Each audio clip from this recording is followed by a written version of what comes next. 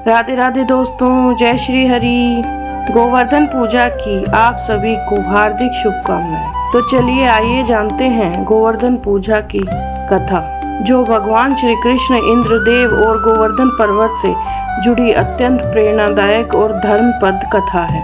बहुत समय पहले की बात है, वृंदावन में जब भगवान श्री कृष्ण अपने बाल्यकाल में थे, तब वहाँ के लोग बहुत श्रद्धा से इंद्रदेव की पूजा किया करते थे।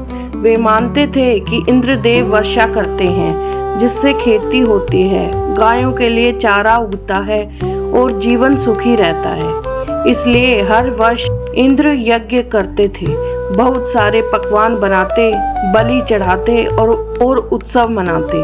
जब नन्हे कृष्ण ने यह देखा कि सारा गांव इंद्र की पूजा में व्यस्त है, तो उन्होंने माता यशोदा नंद बाबा से जिज्ञासा की, मैया यह सब लोग किस देवता की पूजा कर रहे हैं? माता यशोदा बोली, बेटा हम इंद्र देव की पूजा करते हैं, वे वर्षा करते हैं जिससे हमारी खेती होती है। तब बालक कृष्ण ने कहा, माँ वर्षा तो इंद्र अपने मन से नहीं करते, यह तो प्रकृति का नियम है। बादल, हवा, सूर्य ये सब मिलकर वर्षा करते हैं, और जो पर्वत हमें घास, चारा और फल देता है वह गोवर्धन पर्वत है। हमें उसी की पूजा करनी चाहिए, क्योंकि वही हमारी गायों और जीवन का पालन करता है। कृष्ण की बात सबको बहुत उचित लगी। उन्होंने कहा, चलो इस बार हम इंद्र के स्थान पर गोवर्धन पर्वत की पूजा करते हैं। फिर सभी ग्रामीणों ने मिलकर अनेक प्रकार के भोग, पकवान, मिठाइयाँ, फल, दूध, दही इकट्ठा किया।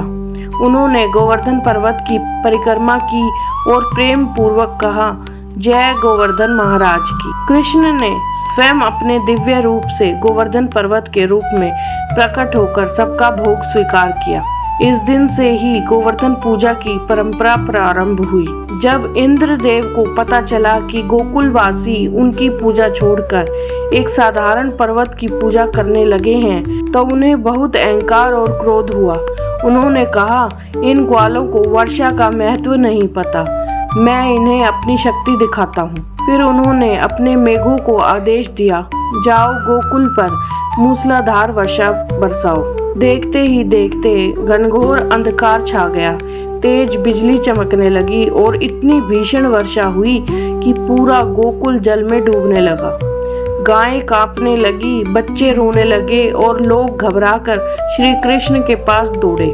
सबकी रक्षा के लिए भगवान श्री कृष्ण ने अपने एक हाथ की छोटी उंगली से गोवर्धन पर्वत उठा लिया। उन्होंने कहा, आओ सब लोग अपने परिवार और गायों सहित इस पर्वत के नीचे आ जाओ। सभी लोग पर्वत के नीचे शरण में आ गए। कृष्ण ने 7 दिन और 7 रात तक गोवर्धन पर्वत को उठाए रखा। वर्षा होती रही, परंतु किसी को हानि नहीं हुई। 7वें दिन इंद्र का अभिमान चूर हो गया।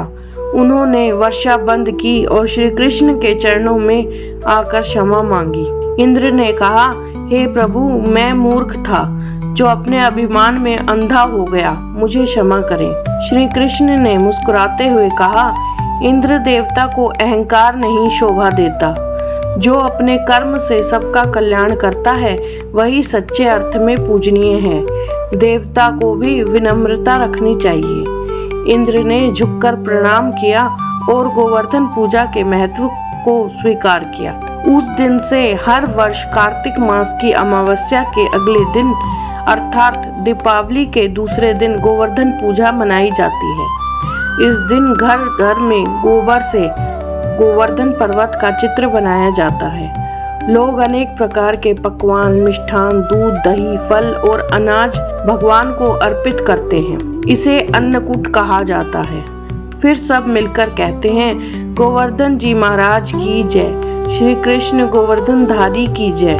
गोवर्धन पूजा का संदेश यही है, अहंकार का नाश करें, क्योंकि अहंकारी का पतन निश्चित है। प्रकृति और पृथ्वी के प्रति कृतज्ञ रहें। सामूहिक भक्ति और सहयोग से हर संकट का समाधान संभव है। गोवर्धन पर्वत हमें सिखाता है कि सेवा, संरक्षण और प्रेम ही सच्ची पूजा है। आपको मेरी ये वीडियो कैसी लगी कमेंट करके ज़रूर बताएं। साथ ही मेरी वीडियो को लाइक कीजिए और मेरे चैनल को सब्सक्राइब कीजिए। राधे राधे, जय श्री हरि।